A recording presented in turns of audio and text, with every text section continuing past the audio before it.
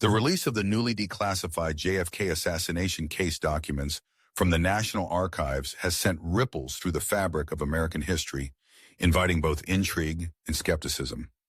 Among these documents, particularly notable is Document 104 Part 3, which serves as a portal into a shadowy world where intelligence operations intersect with government machinations, revealing a narrative that is as complex as it is unsettling.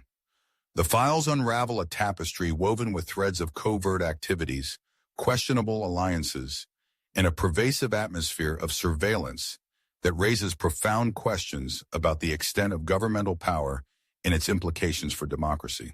At the heart of these revelations lies the intricate involvement of intelligence agencies, particularly the CIA, in operations that often blurred ethical lines.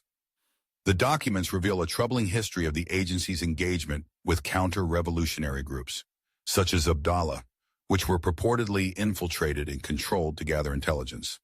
The suggestion that these groups could be utilized for terrorist activities indicates a willingness to manipulate volatile situations for perceived national interests. This raises a chilling question.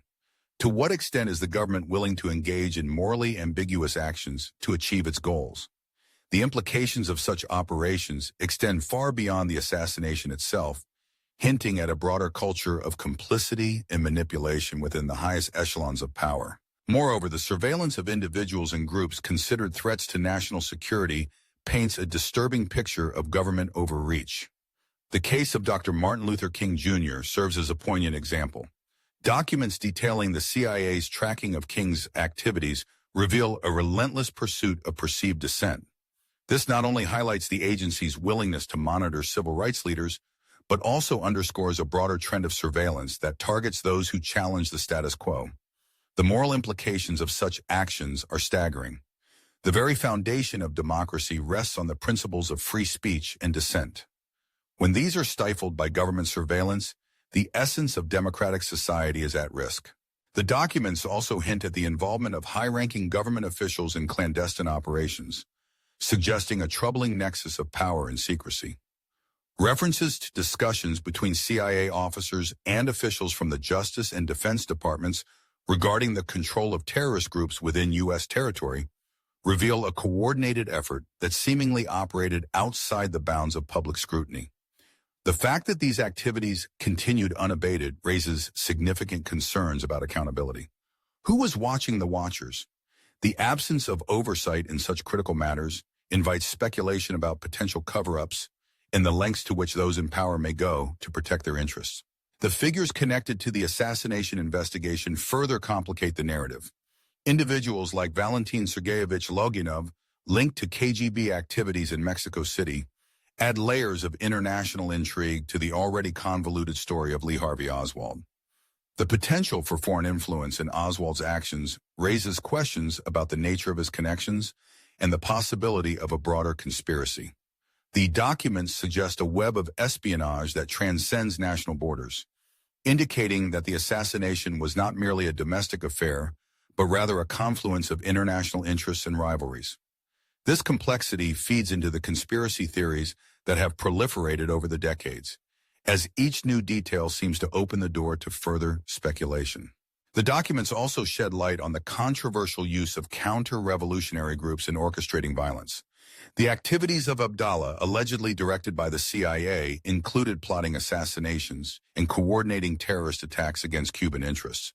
This raises profound ethical questions.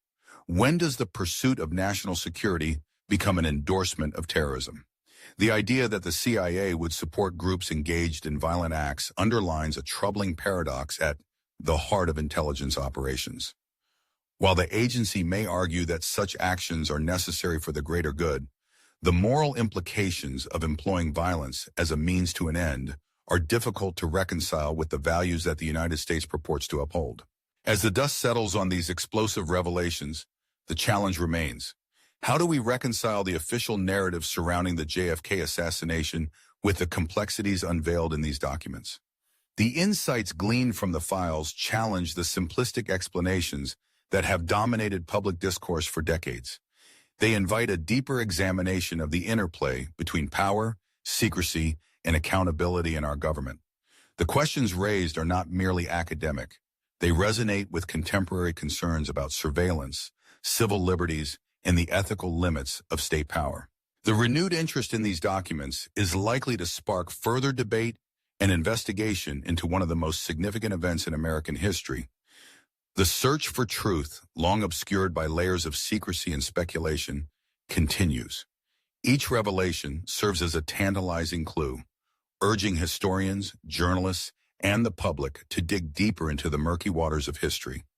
The narrative of the JFK assassination, once viewed through a narrow lens, is now expanding, revealing a complex interplay of motives, actions, and consequences that challenge our understanding of the past. As we sift through the details, we must remain vigilant in our quest for accountability and transparency. The documents remind us that history is rarely black and white. It is often a mosaic of gray, filled with conflicting interests and hidden agendas.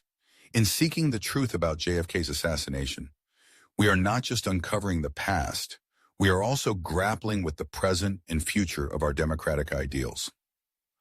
The revelations contained within these files are not merely historical artifacts. They are a call to action, urging us to remain engaged in the ongoing dialogue about the limits of power and the necessity of oversight in a free society. The story continues, and it is one that demands our attention and scrutiny.